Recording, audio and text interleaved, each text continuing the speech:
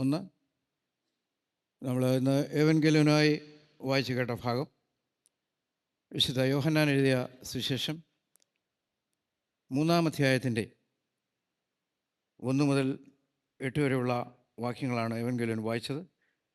അതിലെ 5-ാമത്തെ വാക്യം ഞാൻ വായിക്കാം. വിശുദ്ധ യോഹന്നാൻ എഴുതിയ സുവിശേഷം 3-ാം അധ്യായത്തിൻ്റെ 5-ാമത്തെ വാക്യം. അതിന് യേശു, ആമേൻ ആമേൻ ഞാൻ നിന്നോട് പറയുന്നു, വെള്ളത്താലും ആത്മാവിനാലും ജനിച്ചില്ല എങ്കിൽ ദൈവരാജ്യത്തിൽ കടപ്പാൻ ആർക്കും കഴിയുകയില്ല. വെള്ളത്താലും ആത്മാവിനാലും ജനിച്ചില്ല എങ്കിൽ ദൈവരാജ്യത്തിൽ കടപ്പാൻ ആർക്കും കഴിയുകയില്ല. രണ്ടാമത് ഒരു വാക്യം, റോമർക്ക് എഴുതിയ ലേഖനം 6-ാം അധ്യായം അതിൻ്റെ 4-ാമത്തെ വാക്യം ഞാൻ വായിക്കാം. റോമർക്ക് എഴുതിയ ലേഖനം 6-ാം അധ്യായം അതിൻ്റെ 4-ാമത്തെ വാക്യം. അങ്ങനെ നാം അവൻ്റെ മരണത്തിൽ പങ്കാളികളായി തീർന്ന സ്നാനത്താൽ അവനോടുകൂടെ കുഴിച്ചിടപ്പെട്ടു. ക്രിസ്തു മരിച്ചിട്ട് പിതാവിൻ്റെ മഹിമയാൽ ജീവിച്ചെഴുന്നേറ്റതുപോലെ നാമും അവൻ്റെ പുതുക്കത്തിൽ നടക്കേണ്ടതിന് തന്നെ. അങ്ങനെ നാം അവൻ്റെ മരണത്തിൽ പങ്കാളികളായി തീർന്ന സ്നാനത്താൽ അവനോടുകൂടെ കുഴിച്ചിടപ്പെട്ടു. ക്രിസ്തു മരിച്ചിട്ട് പിതാവിൻ്റെ മഹിമയാൽ ജീവിച്ചെഴുന്നേറ്റതുപോലെ നാമും ജീവൻ്റെ പുതുക്കത്തിൽ നടക്കേണ്ടതിന് തന്നെ. അവൻ്റെ മരണത്തിൻ്റെ സാദൃശ്യത്തോട് നാം ഏകീഭവിച്ചവരാണെങ്കിൽ പുനരുത്ഥാനത്തിൻ്റെ സാദൃശ്യത്തോടും ഏകീഭവിക്കും. പ്രാർത്ഥിക്കാം. ദൈവമായ കർത്താവേ, അടിയൻ്റെ വായിലെ വാക്കുകളും ഹൃദയത്തിലെ ധ്യാനവും നിനക്ക് പ്രസാദകരമായിരിക്കണമേ. കേൾവിക്കാരായിട്ടുള്ള മക്കളെ വാഴ്ത്തണമേ. അനേകർക്ക് ഈ ദൈവവചനം സമാധാനത്തിനും ശാന്തിക്കും സംഗതിയാക്കണമേ. യേശുവിൻ്റെ നാമത്തിൽ തന്നെയും ആമീൻ.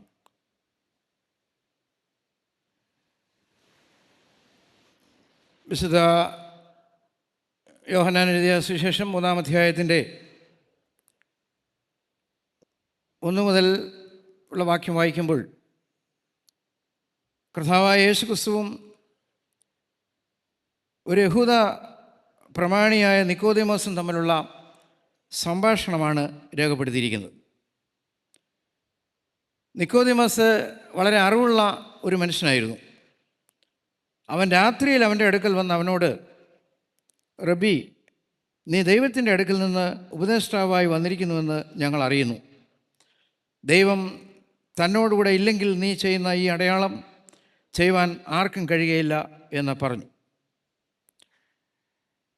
ആ ചോദ്യത്തിൻ്റെ, ആ സംസാരത്തിൻ്റെ മറുപടിയായിട്ടാണ് യേശുക്രിസ്തു നിക്കോദെമോസിനോട് പറയുന്നത്, നിങ്ങൾ പുതുതായി ജനിക്കണം. ആമീൻ ആമീൻ ഞാൻ നിന്നോട് പറയുന്നു, വെള്ളത്താലും ആത്മാവിനാലും ജനിച്ചില്ല എങ്കിൽ ദൈവരാജ്യത്തിൽ കടപ്പാൻ ആർക്കും കഴിയുകയില്ല എന്നുള്ള ഈ ഭാഗം. ഇന്ന് ക്രിസ്തീയ സഭ വിശുദ്ധ മാമോദീസായെക്കുറിച്ച് ചിന്തിക്കുന്നതായിട്ടുള്ള ഒരു ദിവസമാണ്. കഴിഞ്ഞ ആഴ്ചകളിലൊക്കെയും ഓരോ ആഴ്ചകളിലും നമ്മൾ ഓരോ ചിന്താവിഷയങ്ങൾ, നമ്മുടെ അടിസ്ഥാന പ്രമാണമായി വിശ്വസിക്കേണ്ടതായിട്ടുള്ള, ആചരിക്കേണ്ടതായിട്ടുള്ള വിശ്വാസ പ്രമാണങ്ങളെക്കുറിച്ച് നമ്മൾ ധ്യാനിക്കുകയും ചിന്തിക്കുകയും ചെയ്തു. ഇന്ന് നമ്മുടെ എല്ലാവരുടെയും അടിസ്ഥാന വിശ്വാസമായിട്ടുള്ള വിശുദ്ധ മാമോദീസായെക്കുറിച്ച്, വിശുദ്ധ സ്നാനത്തെക്കുറിച്ച് പഠിക്കുന്നതായിട്ടുള്ള ഒരു ദിവസം കൂടിയാണ്. എപ്പിസ്കോപ്പൽ സഭകൾ വിശ്വസിക്കുന്ന 7 കൂദാശകളിൽ ഏറ്റവും പ്രധാനപ്പെട്ട 2 കൂദാശകളാണ്. ഒന്ന് വിശുദ്ധ മാമോദീസായും മറ്റൊന്ന് വിശുദ്ധ കുർബാനയും. മാമോദീസ ഒരിക്കലായിട്ടുള്ളതാണ്. One baptism, one God, one church. ഒരിക്കലായിട്ടുള്ളതാണ്, ഒരു സഭ, ഒരു ക്രിസ്തു. എന്നാൽ വിശുദ്ധ കുർബാന എന്ന് പറയുന്നത് കുമ്പസരിച്ച ശേഷം നമുക്കെല്ലായ്പ്പോഴും അത് കൈക്കൊള്ളാൻ അവസരമുണ്ട്. ഇന്നിവിടെ വിശുദ്ധ കുർബാന നടന്നു. വൈകിട്ട് 6 മണിക്ക് ഇവിടെയോ അല്ലെങ്കിൽ അടുത്ത പള്ളിയിലോ ഒരു തിരുമേനിയോ ഒരു അച്ഛനോ വിശുദ്ധ കുർബാന എടുക്കുമ്പോൾ, ഒരു ആദ്യ കുർബാന ആയിക്കോട്ടെ, നമ്മളവിടെ ചെല്ലുമ്പോൾ നമുക്കതിൽ പങ്കെടുക്കണമെന്ന് താല്പര്യമുണ്ട്.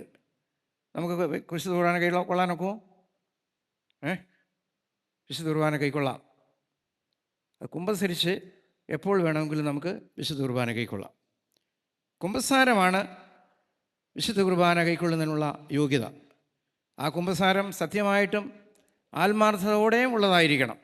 വാഗൊണ്ടുള്ള കുമ്പസാരമല്ല. സത്യമായിട്ടും ആത്മാർത്ഥമായിട്ടും കുമ്പസരിക്കുന്ന, പാപങ്ങളെ ഏറ്റുപറയുന്ന, അനുദപിച്ച് അനുതാപഹൃദയത്തോടെ പാപങ്ങളെ ഏറ്റുപറഞ്ഞ് പാപമോചനം നേടുന്ന ആർക്കും ഏത് സമയത്തും വിശുദ്ധ കുർബാനയിൽ പങ്കെടുക്കാം. ഇന്നിവിടെ കുമ്പസാര പ്രാർത്ഥനയിൽ അവസാനം അച്ഛൻ പറയുന്ന ഒരു ബെനഡിക്ഷൻ പ്രാർത്ഥനയുണ്ട്, അബ്സല്യൂഷൻ പ്രെയർ. അതെങ്ങനെയാണെന്ന് ചോദിച്ചാൽ, സത്യമായി തങ്ങളുടെ പാപങ്ങളെ ആത്മാർത്ഥമായി ദൈവം മുമ്പാകെ ഏറ്റുപറഞ്ഞവരോട് ദൈവം ക്ഷമിച്ചിരിക്കുന്നു എന്ന് പറഞ്ഞാൽ വരികളുടെ ഇടയിലൂടെ വായിച്ചാൽ അറിയാം, സത്യമല്ലാതെയോ ആത്മാർത്ഥതയില്ലാതെയോ ആരെങ്കിലും പാപങ്ങളെ വെറും വാഗൊണ്ട് മാത്രം ഏറ്റുപറഞ്ഞെങ്കിൽ അവരോട് ദൈവം എന്ത് ചെയ്തിട്ടില്ല? ക്ഷമിച്ചിട്ടില്ല. അതുകൊണ്ട് കൊരിന്ത്യർക്ക് എഴുതിയ ലേഖനം 1 കൊരിന്ത്യർ 11:23 വാക്യങ്ങളിൽ അവർക്കുള്ള ശിക്ഷാവിധിയെക്കുറിച്ചും യോഗ്യതയെക്കുറിച്ചും വ്യക്തമായിട്ട് രേഖപ്പെടുത്തുന്നുണ്ട്. അതുകൊണ്ട് സത്യമായിട്ടും ആത്മാർത്ഥമായിട്ടും അനുദപിക്കാതെ പാപങ്ങളെ ഏറ്റുപറയുന്നുവെങ്കിൽ അവരോട് ദൈവം ക്ഷമിച്ചിട്ടില്ല, അവർ ശിക്ഷാവിധി തിന്നുകയും കുടിക്കുകയും ചെയ്യുകയാണ്. അതുകൊണ്ട് ഈ 7 കൂദാശകളിൽ 2 കൂദാശകൾ വിശുദ്ധ കുർബാനയും അതുപോലെ തന്നെ വിശുദ്ധ മാമോദിസായും അതിനെ കർത്തൃകൂദാശകൾ എന്നുള്ള ഗണത്തിലാണ് അറിയപ്പെടുന്നത്.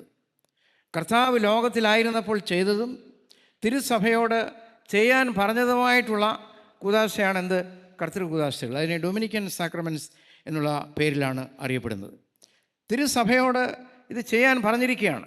എൻ്റെ വരുവോളം, ഞാൻ രണ്ടാമത് വരുന്നിടവരെയും തിരുസഭ ഇത് ചെയ്തിരിക്കണം, ഇത് അനുഷ്ഠിക്കണം എന്നുള്ള ഒരു വലിയ ഒരു കൽപ്പനയാണ് നമ്മൾ ഇന്ന് സഭയിൽ നിർവഹിച്ചുകൊണ്ടിരിക്കുന്നത്. ഞാൻ കഴിഞ്ഞ ആഴ്ചയിൽ പ്രസംഗിച്ചപ്പോൾ സൂചിപ്പിച്ചു, കർത്താവ് ലോകത്തിൽ ചെയ്ത ശുശ്രൂഷയുടെ കണ്ടിന്യൂവേഷനാണ്, തുടർച്ചയാണ് നിളമ്പൽ പള്ളിയിലൂടെയും ലോകത്തിലുള്ള എല്ലാ വിശ്വാസ സമൂഹത്തിലൂടെയും തിരുസഭയിലൂടെയും നടന്നുകൊണ്ടിരിക്കുന്നത്. അതുകൊണ്ട് ഈ കർത്തൃകൂദാശകൾ നമ്മൾ നിർവഹിക്കുമ്പോൾ, അല്ലെങ്കിൽ അല്ലാത്ത കൂദാശകൾ നമ്മൾ വിശ്വസിക്കുമ്പോൾ, എന്താണ് കൂദാശകൾ? ഇംഗ്ലീഷിൽ സാധാരണ പറയും visible expression of the invisible grace of God. Sacraments means the visible expression of the invisible grace of God എന്ന് പറഞ്ഞാൽ അർത്ഥം, കർത്താവിൻ്റെ അദൃശ്യമായ അനുഗ്രഹം നമ്മൾ പ്രാപിക്കുന്നതിൻ്റെ കാണപ്പെടുന്ന ദൃശ്യമായ ഉപാധികളാണ് കൂദാശകൾ എന്ന് പറയുന്നത്.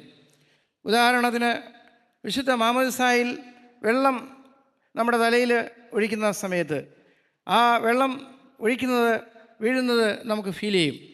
എന്നാൽ ദൈവാനുഗ്രഹം നമുക്ക് ലഭിക്കുന്നത് അദൃശ്യമായ ദൈവത്തിൻ്റെ അനുഗ്രഹമാണ്, അത് കാണാൻ പറ്റുകയില്ല. വിശുദ്ധ കുർബാന കൈക്കൊള്ളുമ്പോൾ അപ്പവീഞ്ഞുകൾ ഭക്ഷിക്കുന്നത് നമുക്ക് ഫീൽ ചെയ്യും. എന്നാൽ ദൈവത്തിൻ്റെ അനുഗ്രഹം അദൃശ്യമാണ്, അത് ലഭിക്കുന്നത് നമുക്കറിയാൻ സാധിക്കുകയില്ല. അതുകൊണ്ട് ബാപ്റ്റിസം എന്ന് പറഞ്ഞാൽ എന്താണെന്ന് നമ്മൾ പ്രത്യേകം ഓർക്കണം. മാമോദിസ കുഞ്ഞുങ്ങളെ കൊണ്ടുവരുന്ന സമയത്ത് ആമുഖ പ്രസംഗം നടത്തുമ്പോൾ ഞാൻ ചിലപ്പോൾ സൂചിപ്പിക്കാറുണ്ട്, participating the death, burial and resurrection of Jesus Christ എന്ന് പറഞ്ഞാൽ കർത്താവിൻ്റെ മരണത്തിലും, മരണം കഴിഞ്ഞാൽ പിന്നെന്തുവാ? മരണം കഴിഞ്ഞാൽ അടക്കപ്പെടൽ, ഉയർത്തുന്നേൽപ്പല്ല, മരണം കഴിഞ്ഞാൽ അടക്കപ്പെടലാണ്. അത് കഴിഞ്ഞിട്ട് പിന്നെന്താ? ഉയർത്തുന്നേൽക്കും. അടക്കപ്പെട്ട് കഴിയുമ്പോൾ ഉയർത്തുന്നേൽക്കും. 3-ാം ദിവസം കർത്താവ് ഉയർത്തുന്നേറ്റു. അതുകൊണ്ട് കർത്താവിൻ്റെ മരണത്തിലും അടക്കപ്പെടലിലും ഉയർത്തുന്നേൽപ്പിലുമുള്ള പങ്കാളിത്തമാണ് വിശുദ്ധ മാമോദിസ. ഒരു കുഞ്ഞിനെ നമ്മൾ മാമോദിസ തൊട്ടിയിൽ വെള്ളത്തിൽ ആ കാർമികൻ മുക്കുമ്പോൾ അത് കർത്താവിൻ്റെ ക്രൂശുമരണത്തോട് അനുരൂപപ്പെടുകയാണ്. അത് കഴിഞ്ഞ് അത് അടക്കപ്പെടുകയാണ്. അത് കഴിഞ്ഞ് അതിനെ ഉയർത്തപ്പെടുകയാണ്. അതാണ് കർത്താവിൻ്റെ മരണത്തിലും അടക്കപ്പെടലിലും ഉയർത്തുന്നേൽപ്പിലുമുള്ള പങ്കാളിത്തം എന്ന് ഞാൻ പറഞ്ഞത്. അതുകൊണ്ട് വിശുദ്ധ മാമോദിസ എന്ന് പറയുന്നത് നമ്മളെല്ലാവരും ഓർക്കേണ്ടതായിട്ടുള്ള ഒരു കാര്യം, ഇത് എന്താണ് എന്നുള്ളത് പ്രത്യേകം നമ്മൾ ഓർക്കണം. മാമോദിസയുടെ അർത്ഥം ഞാൻ പറഞ്ഞു. വിശുദ്ധ മാമോദിസ എന്താണ്? കർത്താവിനോട് ചേരുവാൻ, ക്രിസ്തു സമൂഹത്തോട് ചേരുവാനുള്ള ഒരു വലിയ കർമ്മമാണ് വിശുദ്ധ മാമോദിസ. എല്ലാ മതകർമ്മങ്ങളിലും ഏതെങ്കിലും ഒരു ആചാരാനുഷ്ഠാനത്തിലൂടെയാണ് അവിടെ ആളുകളെ പ്രവേശിപ്പിക്കുന്നത്. എന്നാൽ കർത്താവ് തിരുസഭയോട് പറഞ്ഞിരിക്കുന്നത് കർത്താവിനോട് ചേരുവാൻ വിശുദ്ധ മാമോദിസ ഒരു കർമ്മമായി നമുക്ക് നൽകപ്പെട്ടിരിക്കുകയാണ്. കർത്താവിനോട് ചേരുക മാത്രമല്ല, ക്രിസ്തു സഭയോട്, ക്രിസ്തു സമൂഹത്തിൻ്റെ ഭാഗമായിട്ട് നമ്മൾ തീരുകയാണ്. ഒരു കുഞ്ഞിനെ മാമോദിസായ്ക്ക് നമ്മളെ കൊണ്ടുവരുന്നതിന് മുമ്പ് ആ കുഞ്ഞിൻ്റെ പേര് പള്ളിയുടെ രജിസ്റ്ററിൽ ചേർക്കും. മാമോദിസ മുങ്ങാത്ത പല ആളുകൾ നമ്മുടെ പള്ളിയിലുമുണ്ട് എന്നാണ് ഞാൻ മനസ്സിലാക്കുന്നത്. മുതിർന്ന ആളുകൾ ചിലരെങ്കിലും, മാമോദിസ മുങ്ങാത്ത ആളുകൾ, 10-14 വയസ്സൊക്കെ പ്രായമുള്ള കുഞ്ഞുങ്ങൾ ചിലരെങ്കിലും മാമോദിസ മുങ്ങാത്തവരുണ്ടെന്ന് ഞാൻ കേട്ടിട്ടുണ്ട്. അവരാരെങ്കിലും ശ്രമിക്കുന്നുണ്ടെങ്കിൽ എത്രയും പെട്ടെന്ന് മാമോദിസ മുങ്ങാൻ ശ്രമിക്കണം.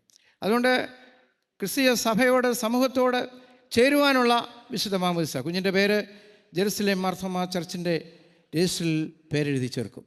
എന്നാൽ അത് കേവലം രജിസ്റ്ററിൽ പേരെഴുതി ചേർക്കുക മാത്രമല്ല, കർത്താവിൻ്റെ തിരുശരീരത്തോട് ഒരവയവം കൂടി ചേർക്കപ്പെടുകയാണ്. സഭയുടെ തലയായ കർത്താവിൻ്റെ ശരീരത്തോട് ഒരവയവം കൂടി കൂട്ടിച്ചേർക്കപ്പെടുകയാണ് എന്നുള്ളത് ഓർക്കണം. അതിലൂടെ ഇരിക്കുന്ന നമ്മളെല്ലാവരും തിരുസഭയുടെ ഭാഗമാണ്. ഈ അവയവത്തോട് നമ്മൾ കൂട്ടിച്ചേർക്കപ്പെടുകയാണ്. അതുകൊണ്ട് കർത്താവിൻ്റെ ശരീരത്തോട് കൂട്ടിച്ചേർക്കപ്പെടുന്ന ഒരു വലിയ കർമ്മമാണ് ഈ ശുശ്രൂഷ എന്നുള്ളത് പ്രത്യേകം ഓർക്കണം. ഇതെന്തിനാണ് നിയമിച്ചിരിക്കുന്നത്? പുതു മനുഷ്യനാകുന്നതിൻ്റെ, പുത്തൻ കർത്തൃത്വം സ്വീകരിക്കുന്നതിൻ്റെ പുതു കമ്മ്യൂണിറ്റി പ്രവേശനമാണ് വിശുദ്ധ മാമോദിസ എന്നുള്ളത് ഓർക്കണം. മറ്റൊന്ന്, ഇത് ആർക്ക് വേണ്ടിയാണ്, ആർക്കാണ് ഇത് നൽകുന്നത്? പുതിയ ക്രമത്തിലേക്ക് പ്രവേശിക്കാൻ ഒരുക്കപ്പെടുന്ന, അങ്ങനെ തീരുമാനമെടുക്കുന്ന ആർക്കും ഈ ദൈവരാജ്യ അനുഭവത്തിലേക്ക് പ്രവേശിപ്പാനായിട്ട് കഴിയും എന്നുള്ളതും നാം ഓർക്കണം. ഇനി എത്ര പ്രാവശ്യം സ്നാനപ്പെടാം? നമ്മളിപ്പോൾ നിഖ്യ വിശ്വാസ പ്രമാണത്തിൽ അത് പറഞ്ഞു. പാപമോചനത്തിനുള്ള മാമോദീസ ഒന്ന് മാത്രമെന്ന് ഞങ്ങൾ ഏറ്റുപറഞ്ഞ്, അല്ലേ? പാപമോചനത്തിനുള്ള മാമോദീസ ഒന്ന് മാത്രമെന്ന് ഞങ്ങൾ ഏറ്റു പറഞ്ഞു. മരിച്ചൊരു ഉയർത്തെഴുന്നേൽപ്പിന് അതാണ് ഈ വിശ്വാസ പ്രമാണം നമ്മൾ ചെല്ലുന്നത്. അത് ചൊല്ലിയിട്ട് നമ്മളിപ്പോൾ വെച്ചതേ ഉള്ളൂ.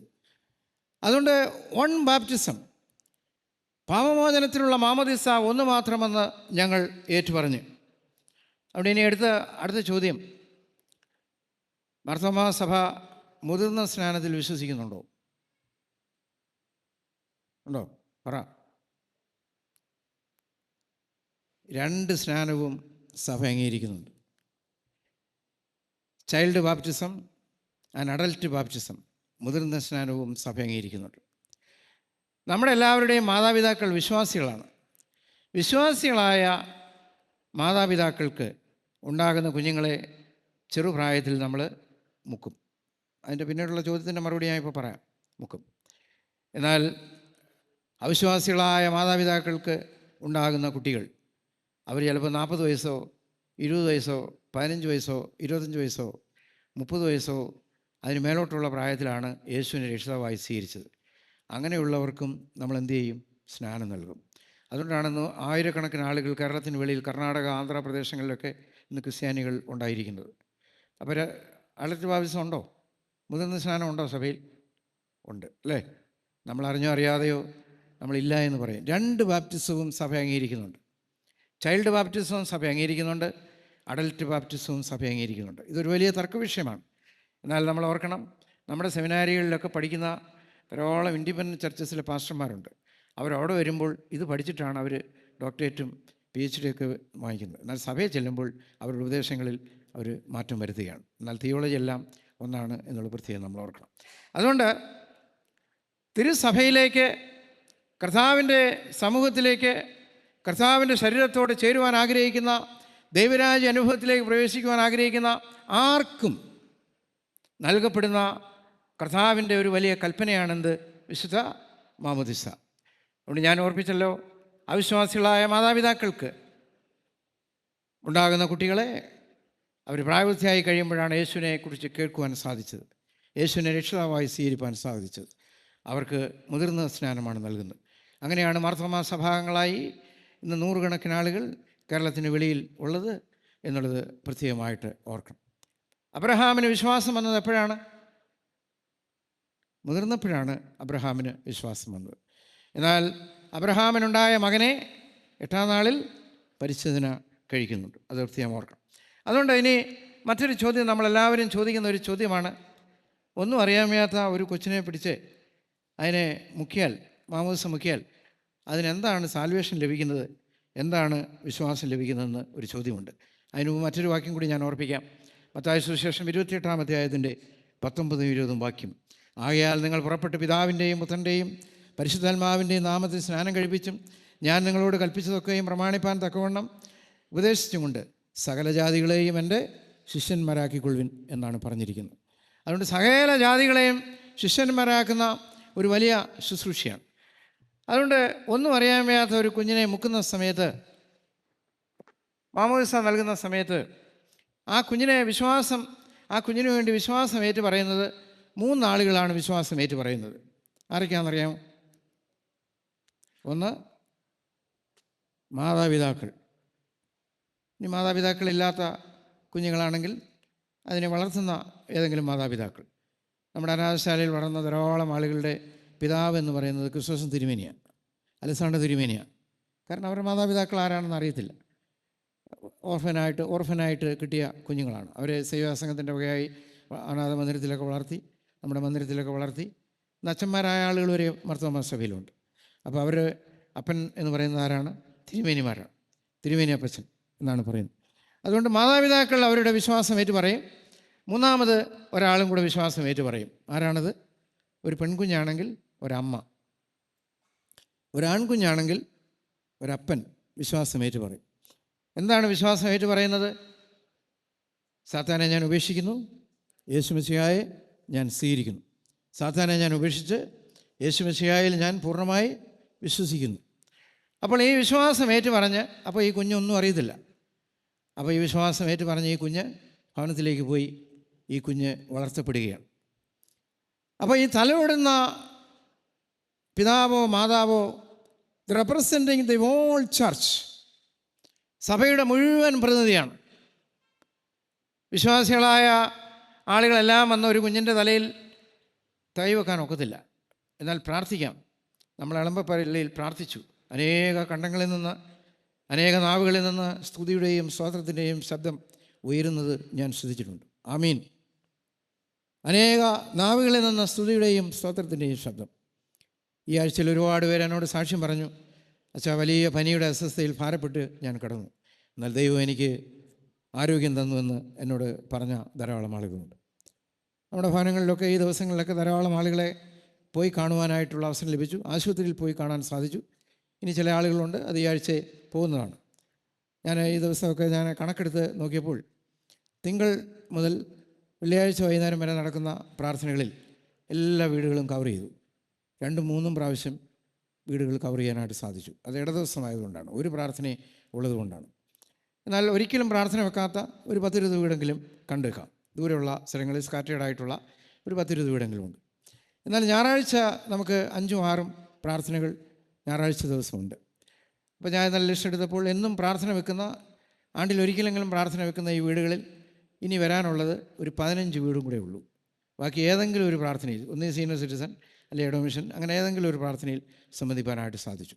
അതുകൊണ്ട് ഈ ദിവസമൊക്കെ അങ്ങനെ വരുവാനും ആളുകളെ കാണുവാനും സാധിച്ചു. അപ്പോൾ നമ്മൾ ഓർക്കണം, ഇവിടെ നടക്കുന്ന ഈ പ്രാർത്ഥനകൾ, അവിടെ ഗർഭസ്ഥയായ ഒരമ്മയുണ്ടെങ്കിൽ, ആ ഒരു കുഞ്ഞിന് ജന്മം നൽകുവാനുള്ള ഒരു സഹോദരി ഉണ്ടെങ്കിൽ, ഒരു ഭാര്യയുണ്ടെങ്കിൽ, ഒരു മകളുണ്ടെങ്കിൽ, ആ വയറ്റിൽ കിടക്കുന്ന ശിശു, അവിടെ നടക്കുന്ന പാട്ടും പ്രാർത്ഥനയും അവിടെ നടക്കുന്ന ശബ്ദങ്ങളുമെല്ലാം അത് ആഗിരണം ചെയ്യും, അല്ലേ?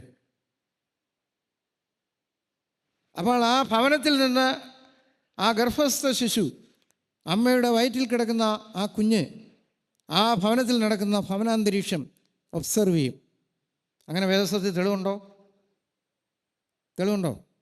2 അമ്മമാരെ ഞങ്ങൾ കണ്ടു. യഹൂദിയ മലനാട്ടിൽ എലിസബത്തും മറിയയും കണ്ടു. പിള്ള അവരുടെ ഗർഭത്തിൽ തുള്ളി. പരിശുദ്ധാത്മാവിൻ്റെ വലിയ അഭിഷേകം അവിടെ നടന്നു. 2 അമ്മമാരെ ഞങ്ങൾ കണ്ടപ്പോൾ ആ ഗർഭസ്ഥ ശിശുക്കൾ തുള്ളിച്ചാടി എന്നാണ് നമ്മൾ വായിക്കുന്നത്.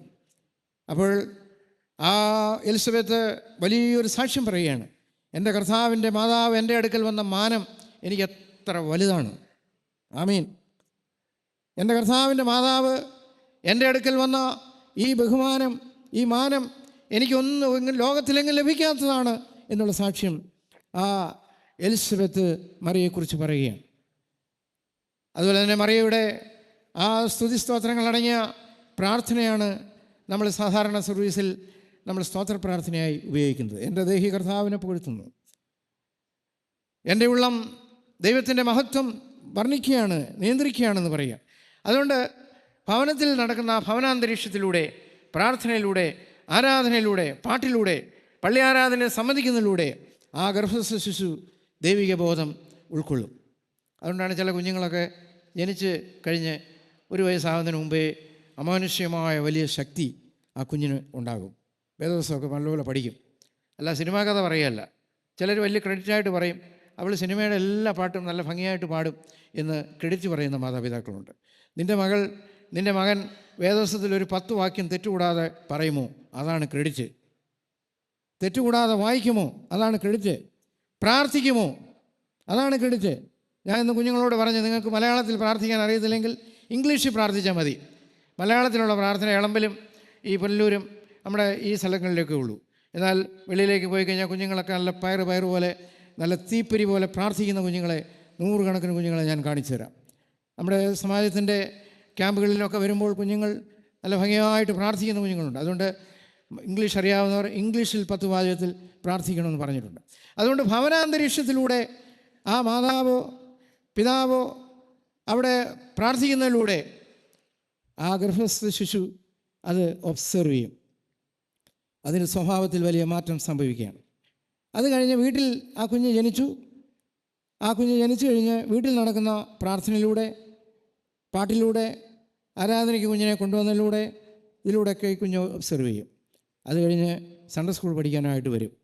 ഒരു മത്തായി സാറോ ഒരു എലിയമ്മ ടീച്ചറോ ആ കുഞ്ഞിനെ കൊച്ചു പരുവത്തിൽ പഠിപ്പിക്കും. അതിങ്ങനെ പഠിച്ച് വളർന്ന് അത് യുവജന സഖ്യത്തിലൂടെ, സഭയുടെ ആരാധനയിലൂടെ പഠിക്കും.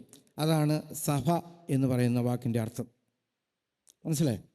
Church is the body of Christ. തിരുസഭയുടെ അംഗങ്ങളായിട്ടുള്ള, അവയവങ്ങളായിട്ടുള്ള നമ്മളിലൂടെ തലമുറ പഠിക്കും. ഗർഭശിശുവിലൂടെ പഠിച്ചു ആ കുഞ്ഞ് പഠിക്ക് വളർന്നു വരും. അതാണ് തിരുസഭ. ഇനി രണ്ടാമത് 2 പേര് പ്രതിജ്ഞ ഏറ്റു പറഞ്ഞിട്ടുണ്ട്. അതാരാണ്? കുഞ്ഞിൻ്റെ മാതാപിതാക്കൾ.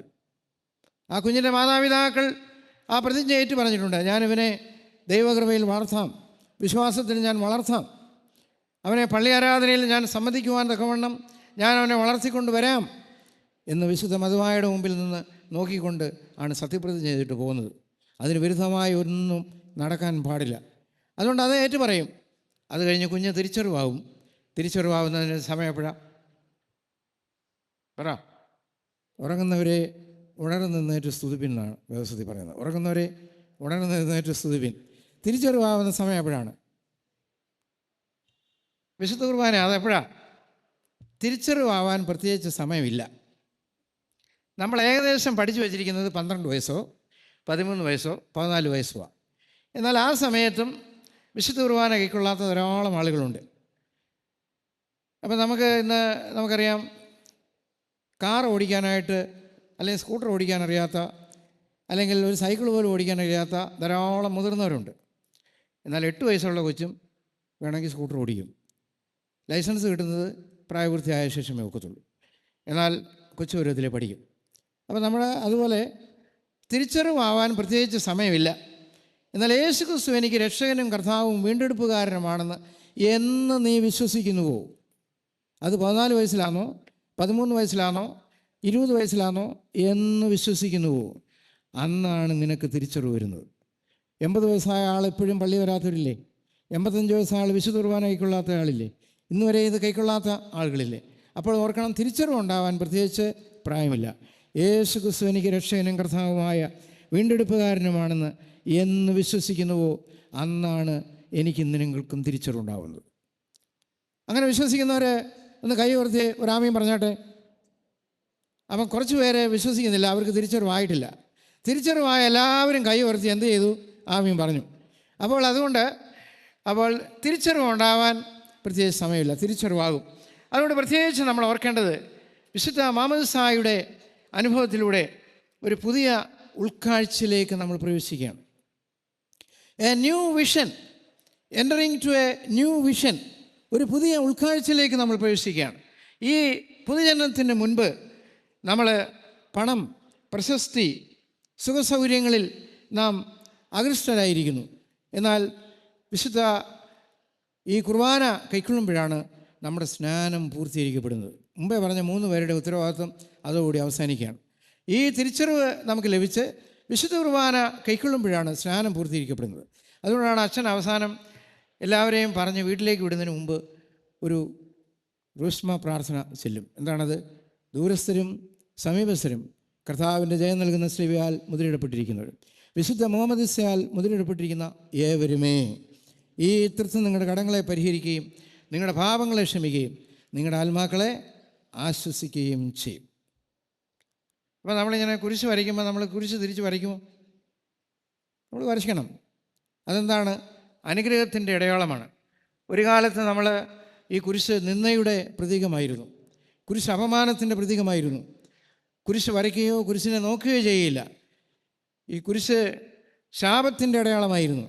എന്നാൽ കർത്താവ് എനിക്കും നിങ്ങൾക്കും വേണ്ടി മരിച്ച് അടക്കപ്പെട്ട് ഉയർത്തുന്നേറ്റ് അവൻ നമുക്ക് വേണ്ടി ജീവിക്കുന്നതുകൊണ്ട് ഈ കുരിശ് ഇന്ന് അനുഗ്രഹമായി മാറി, ശാപം അനുഗ്രഹമായി മാറി. ഇന്ന് നമ്മുടെ മതചിഹ്നമാണ്, ഇന്ന് നമ്മുടെ വിജയത്തിൻ്റെ ചിഹ്നമാണ്. ഒരു മാല വാങ്ങിക്കുമ്പം ചുട്ടിയുണ്ടോ, അത് കുരിശുള്ളതാണോന്ന് നമ്മൾ നോക്കത്തില്ലേ? എനിക്കൊരു മാല തരുവാന്ന് വിചാരിച്ചു നിങ്ങൾ. അപ്പോൾ അടുത്ത ഒരാൾ പറയുക, ആ മാല മാത്രം കൊടുത്താൽ പോരാ, ഒരു ചുട്ടിയും കൂടെ കൊടുക്കണം. അപ്പോൾ പറയുക, എന്തിന് ചുട്ടിയാണ്? രൂപമുള്ളതാണോ രൂപമില്ലാത്തതാണോ? അപ്പോൾ അറിയാവുന്ന ഒരാൾ പറയുക, രൂപമില്ലാത്തൊരു ചുട്ടിയാണ്, അല്ല ഒരു കുരിശാണ് കൊടുക്കേണ്ടതെന്ന് പറയും. അപ്പോൾ നാളെ ആരെയും മാലം കൊണ്ട് വരല്ലേ? അപ്പോൾ ഞാൻ പറയാൻ വന്നത് എന്താണെന്ന് ചോദിച്ചാൽ, ഇന്ന് ശാപം അനുഗ്രഹമായി മാറി, പരാജയം വിജയമായി മാറി. ഇന്ന് ലോകത്തിൻ്റെ സമാധാനത്തിൻ്റെ അടയാളമായി കുരിശ് മാറിയിരിക്കുന്നത് എന്താണെന്ന് ചോദിച്ചാൽ, യേശു കർത്താവ് കുരിശിനെ അതിജീവിച്ച്, ആ ക്രൂശ് മരണത്തെ അതിജീവിച്ച് ഉയർത്തുന്നതുകൊണ്ടാണ് ഇന്ന് ശാപം അനുഗ്രഹമായി മാറിയിരിക്കുന്നത്. അതുകൊണ്ടാണ് നമ്മൾ അഭിമാനപൂർവ്വം ഈ കുരിശ് വരയ്ക്കുന്നത്. ഇതെല്ലാം നമുക്ക് വരയ്ക്കാനുള്ളതാണ്. ചിലർക്ക് ഈ റൂഷ്മ വരയ്ക്കുന്ന സമയത്ത് വേറെ വല്ല ശ്രദ്ധയായിരിക്കും, ഓർക്കത്തില്ല. മുമ്പിലിരുന്ന് പരസ്യം വായിക്കുമ്പോഴും ഇതെല്ലാം കഴിഞ്ഞ് ചിന്തുവാന്ന് ചോദിക്കുന്ന ആളുകളുണ്ട്. വെളുക്കോളം രാമായണം വായിച്ച് സീത ആരെന്ന് ചോദിക്കുന്ന ആളുകൾ നമ്മുടെ പള്ളിയിൽ തന്നെ. ഞാൻ വേണമെങ്കിൽ കാണിക്കാം ഇവിടെ. ഇതെല്ലാം കഴിഞ്ഞേച്ച് ഇത് അവിടെ എന്തുവായിരുന്നു, ഇന്ന് അവിടെ എന്തുവായിരുന്നു, അച്ഛൻ പറഞ്ഞ് എന്തുവായിരുന്നു, മറ്റേ എന്തുവായിരുന്നു എന്ന് ചോദിക്കുന്നുണ്ട്. കാരണം അബ്നോർമലായിട്ടാണ് പലരും ഇരിക്കുന്നത്. സന്നിധി ബോധം നമുക്കുണ്ടായിരിക്കണം. കോൺസെൻട്രേഷൻ എന്ന് പറയുന്നത് ജീവിതത്തിൽ വളരെ ആവശ്യമാണ്. ദൈവത്തിൻ്റെ സന്നിധിയിൽ നാം ഇരിക്കുമ്പോൾ അത് വളരെ ആവശ്യമാണ്. അതുകൊണ്ട് വിശുദ്ധ മാമോദിസായിലൂടെ, വിശുദ്ധ കുർബാനയിലൂടെ ആ പ്രായപൂർത്തിയായി അതല്ലെങ്കിൽ തിരിച്ചറിവുണ്ടായി വിശുദ്ധ കുർബാന നമ്മൾ സ്വീകരിക്കുന്നതിലൂടെ ഒരു പുതുക്കത്തിൻ്റെ ദൈവരാജ്യ ദർശനത്തിൻ്റെ ഒരു പുതിയ വിഷൻ്റെ അനുഭവത്തിലേക്ക് നമ്മൾ പ്രവേശിക്കുകയാണ്. മറ്റൊന്ന് ഓർക്കേണ്ടത് ഒരു പുതിയ പ്രവേശനമാണ്. പരിശുദ്ധാത്മാവിലുള്ള പുതുജനനം മാത്രമാണ് ദൈവരാജ്യത്തിലേക്കുള്ള പ്രവേശനം എന്നുള്ളത് നാം എപ്പോഴും ഓർക്കണം. അതുകൊണ്ട് ദൈവരാജ്യത്തിലേക്കുള്ള നമ്മുടെ പ്രവേശനമാണ്, ഒരു പുതിയ അനുഭവമാണ്. ദൈവരാജ്യത്തിലേക്കുള്ള ഒരു പ്രവേശനമാണ്, ഒരു പുതിയ ജീവൻ്റെ അനുഭവമാണ്. 6-ാം വാക്യത്തിൽ അത് എഴുതിയിട്ടുണ്ട്. വെള്ളത്താലും ആത്മാവിനാലും ജനിച്ചില്ല എങ്കിൽ ഇന്ന് ദൈവരാജ്യത്തിൽ പ്രവേശിപ്പാൻ കഴിയില്ല. ദൈവരാജ്യത്തിൻ്റെ അനുഭവമാണ് നാം പ്രവേശിക്കുന്നത് എന്നുള്ളതും പ്രത്യേകമായിട്ട് നമ്മൾ ഓർക്കണം. ഒരു പുതിയ മാറ്റം നമ്മുടെ ജീവിതത്തിൽ നൽകപ്പെടുകയാണ്, ഒരു പുതിയ അനുഭവം നമ്മുടെ ജീവിതത്തിൽ നൽകപ്പെടുകയാണ്, ഒരു പുതിയ പ്രവേശനം നമ്മുടെ ജീവിതത്തിൽ നൽകപ്പെടുകയാണ്. ഒരു പുതിയ മാറ്റത്തിൻ്റെ അനുഭവമായിട്ടാണ് അവിടെ പറയുന്നത്. കാറ്റ് ഇഷ്ടമുള്ളിടത്ത് ഊതുന്നു, അത് കാണാൻ നമുക്ക് സാധിക്കുകയില്ല, കാറ്റിനെ കാണാൻ കഴിയില്ല, എന്നാൽ ഫലം കാണാം. നമ്മുടെ ചിന്തയിലും നമ്മുടെ സംസാരത്തിലും നമ്മുടെ സ്വഭാവത്തിലും മാറ്റങ്ങൾ ഉണ്ടാകേണ്ടത് വളരെ ആവശ്യമാണ്. നമ്മുടെ സ്വഭാവത്തിലും ചിന്തയിലും നമ്മുടെ സംസാരത്തിലും നമ്മുടെ ചലനങ്ങളിലുമെല്ലാം വലിയ മാറ്റങ്ങൾ ജീവിതത്തിൽ ആവശ്യമാണ്. അതിനുള്ള ഒരു വലിയ പ്രവേശനമാണ് വിശുദ്ധ മാമോദിസ എന്നുള്ളത് ഓർക്കണം. അതുകൊണ്ട് നമ്മൾ വെറുതെയല്ല ഈ മാമോദിസ കൈക്കൊള്ളുന്നത്. കർത്താവ് തിരുസഭയോട് പറഞ്ഞതും കർത്താവ് ചെയ്തതുമായിട്ടുള്ള ഒരു വലിയ കർമ്മമാണ്. ഇതൊരു വലിയ വിശ്വാസത്തിൻ്റെ അടിസ്ഥാനമാണ്. അതുകൊണ്ട് ഇതിൻ്റെ അർത്ഥം മനസ്സിലാക്കി ജീവിപ്പാൻ നമുക്കെല്ലാവർക്കും ഒരുങ്ങുകയും പ്രാർത്ഥിക്കുകയും ചെയ്യാം.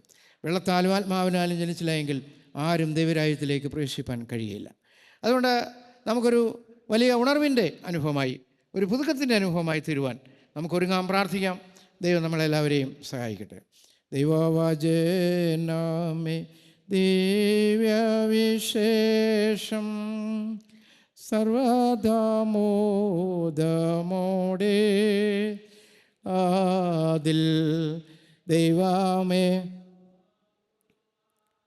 കണ്ണെനിക്കേക്കുക ജീവദയാപ അതിൽ ദൈവമേ നോക്കുവാൻ കണ്ണെനിക്കേകുക ജീവദയാ. പ്രാർത്ഥിക്കാം.